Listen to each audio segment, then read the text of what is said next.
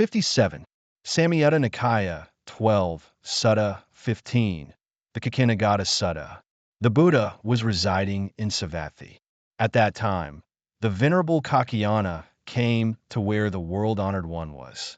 After arriving, he paid his respects to the world-honored one and sat to one side. Seated to one side, the Venerable Kaccayana said to the world-honored one, "Lord, people speak of right view, right view. To what extent, Lord, is there right view?" The world-honored one replied, "Kaccayana, this world mostly relies on a duality of existence and non-existence. Kaccayana, for one who sees the arising of the world as it really is with right wisdom, non-existence with respect to the world does not exist. Kaccayana, for one who sees the passing away of the world as it really is with right wisdom, existence with respect to the world does not exist. Kaccayana, this world is for the most part bound by attachment, clinging, and biases. But one who does not approach, cling, mentally hold to, or become attached to these tendencies of attachment and clinging, who does not take a stand about myself, understands suffering alone arises, suffering alone ceases. His knowledge about this is independent of others. Kaccayana, this is what constitutes right view. Kaccayana, all exists is one extreme. All that does not exist is the other extreme. Avoiding these two extremes, the Tathagata teaches the Dhamma by the middle way. With ignorance as condition, volitional formations come to be. With volitional formations as condition, consciousness comes to be. Such is the origin of this whole mass of suffering. But with the remainderless fading away and cessation of ignorance comes cessation of volitional formations. With the cessation of volitional formations comes cessation of consciousness. Such is the cessation of this whole mass of suffering. This is the fifth sutta. This passage is a profound exposition by the Buddha on the nature of right view, touching on core concepts in Buddhist philosophy. Let's analyze it step by step. 1. Setting the scene. The text begins by describing Buddha in Savatthi, with Kaccayana coming to ask questions. This dialogue format is common in Buddhist scriptures, reflecting Buddha's teaching method of answering disciples' questions. 2. Definition of right view. Kaccayana asks about right view, the first and most fundamental part of the Noble Eightfold Path. Right view is not just correct opinion, but a true understanding of reality. 3. Transcending duality. Buddha points out that people often fall into the duality of existence and non-existence. This way of thinking is our common pattern for understanding the world, but it's also the source of attachment and suffering. 4.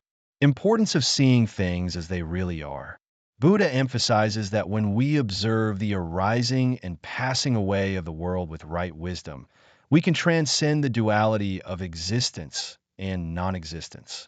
This observation is not superficial, but a deep insight into reality. 5. Root of attachment. The text points out that the world is entangled in craving, clinging, biases, and bonds. These are the fundamental causes of suffering and the obstacles we need to overcome through practice. 6. Wisdom of non-self. Buddha teaches not to cling to the notion of this is myself. This is the core of Buddhist non-self theory, pointing out that the concept of I is a form of misguided attachment. 7. Nature of suffering.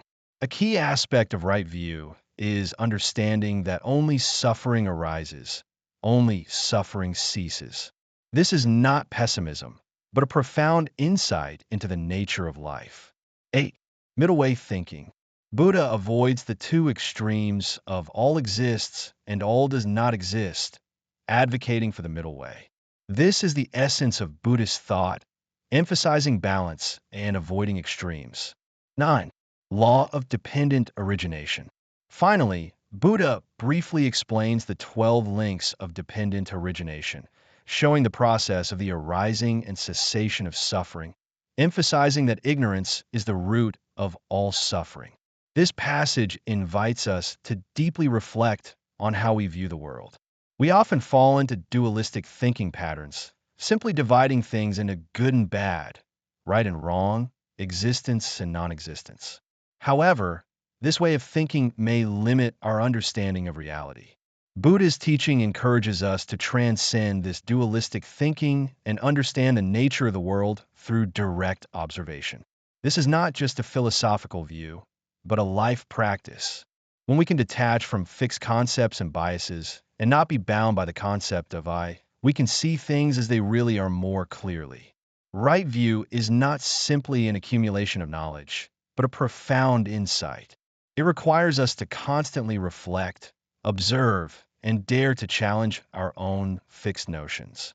By cultivating this insight, we can gradually reduce attachment, increase wisdom, and ultimately achieve true inner peace. This passage also reminds us that the path to liberation is not in some distant shore, but in how we view and understand each moment of the present. By cultivating right view, we can gradually achieve inner transformation in our daily lives, which is the true purpose of Buddha's teachings.